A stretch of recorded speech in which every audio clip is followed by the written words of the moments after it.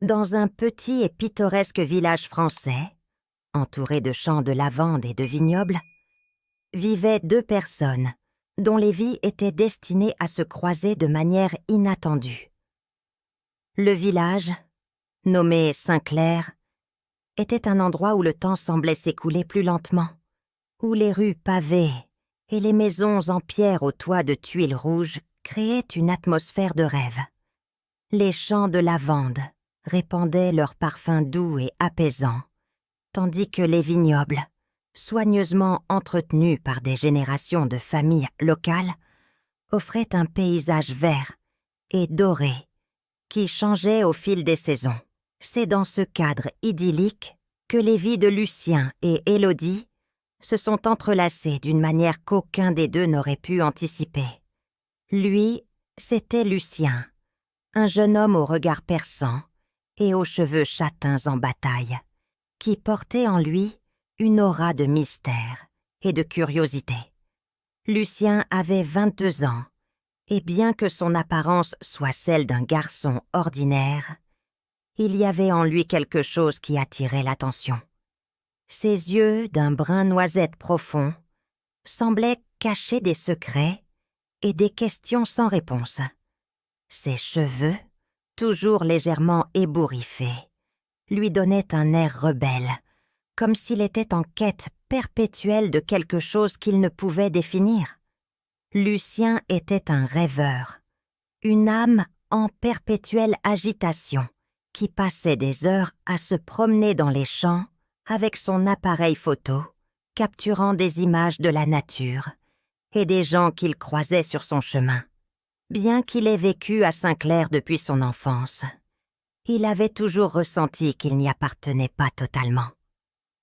Sa relation avec son père, un homme sévère et distant, avait toujours été compliquée, et l'arrivée d'Élodie dans leur vie n'avait fait qu'ajouter plus de complexité à son existence. Elle, c'était Élodie, une femme élégante et sophistiquée, aux cheveux blonds cendrés et aux yeux bleus comme le ciel au crépuscule. Âgée de 35 ans, Élodie incarnait la grâce et le raffinement. Ses cheveux longs et soyeux tombaient en vagues naturelles sur ses épaules, et ses yeux, d'un bleu intense, reflétèrent le calme et la sérénité de quelqu'un qui avait vécu suffisamment pour bien se connaître.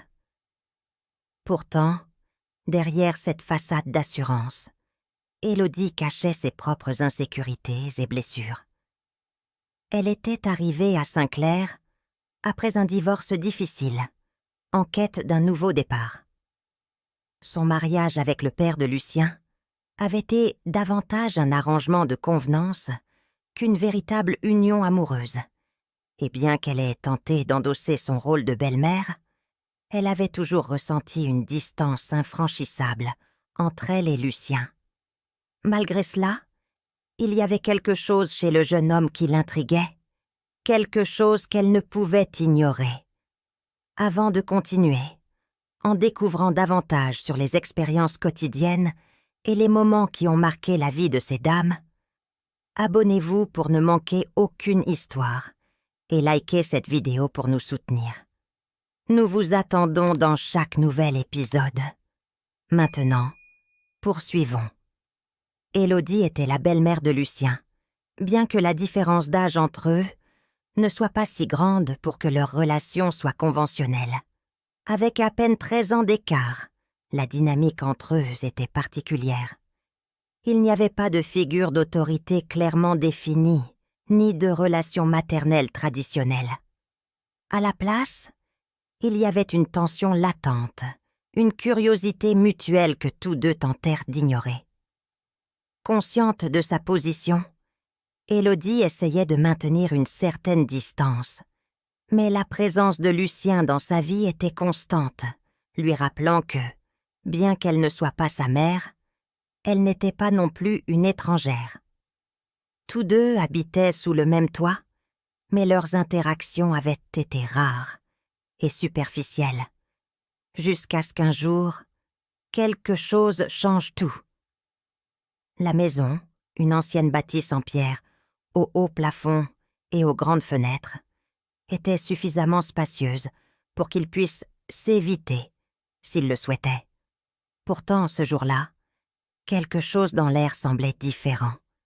Lucien, qui passait d'ordinaire des heures enfermé dans sa chambre ou à l'extérieur, était dans la cuisine quand Élodie revint du marché.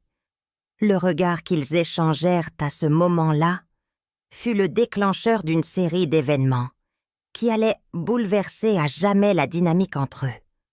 C'est alors que leur vie, qui jusque-là avait suivi des trajectoires parallèles, commencèrent à s'entremêler d'une manière que ni l'un ni l'autre n'aurait pu prévoir. Par un après-midi d'été chaleureux, tandis que le soleil filtrait à travers les rideaux de dentelle de la maison, Élodie revint d'une promenade au marché local. En entrant dans la cuisine, elle remarqua que quelque chose n'allait pas.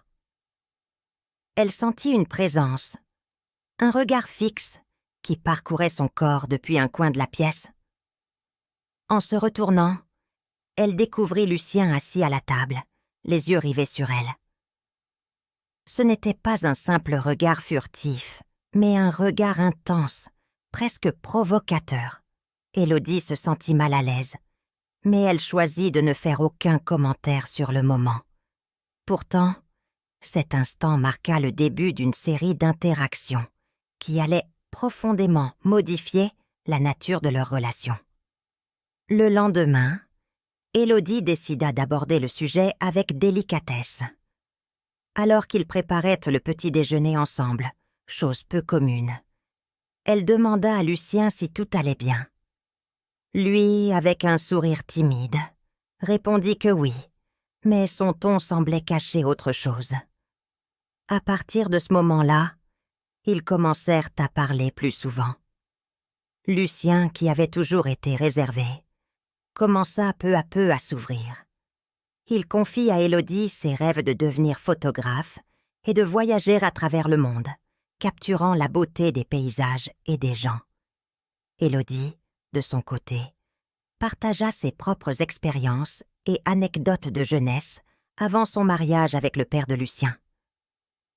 Au fil des jours, leurs conversations devinrent plus profondes et personnelles. Lucien se mit à poser des questions intimes, comme s'il cherchait à mieux comprendre Élodie.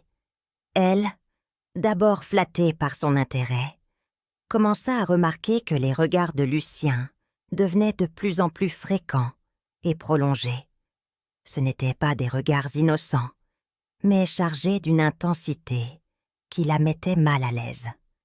Un soir, alors qu'ils dînaient sur la terrasse, Lucien fixa Élodie d'un regard audacieux. Elle tenta de l'ignorer, concentrant son attention sur son assiette. Mais la sensation d'être observée était insupportable. Finalement, elle lui demanda pourquoi il la regardait ainsi. Lucien, sans se troubler, répondit qu'il admirait simplement sa beauté. Élodie se sentit flattée, mais en même temps, alarmée. Elle savait que cette situation pouvait rapidement dégénérer si elle ne posait pas de limite. Cependant, au lieu de s'éloigner, Élodie commença à être intriguée par l'attention que Lucien lui portait. Bien qu'elle sache que c'était inapproprié, elle ne pouvait s'empêcher d'être attirée par l'intensité de ses regards et par la manière dont il semblait la voir, d'une façon que personne d'autre ne le faisait. Ils commencèrent à passer plus de temps ensemble, partageant des moments qui, bien que semblant innocents, étaient empreints d'une tension palpable.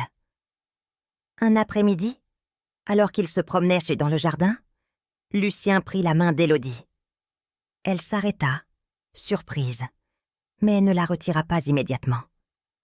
Pendant quelques secondes, ils restèrent silencieux, se regardant fixement. Finalement, Élodie retira sa main et lui dit que cela ne pouvait pas continuer ainsi. Lucien, déçu, lui demanda pourquoi il ne pouvait pas explorer ce qu'il ressentait. Élodie lui rappela qu'elle était sa belle-mère et que, bien qu'ils ne soient pas liés par le sang, il y avait une ligne qu'il ne devait pas franchir. Malgré ces paroles, la tension entre eux ne disparut pas. Au contraire, elle devint encore plus palpable. Lucien commença à chercher des excuses pour être près d'Élodie, et elle, bien qu'ayant conscience que c'était mal, ne pouvait s'empêcher de se sentir flattée par son attention. Pourtant, elle commença aussi à éprouver de la culpabilité, sachant qu'elle jouait avec le feu. Un soir, après un dîner particulièrement tendu, Élodie décida qu'il était temps de mettre fin à cette situation.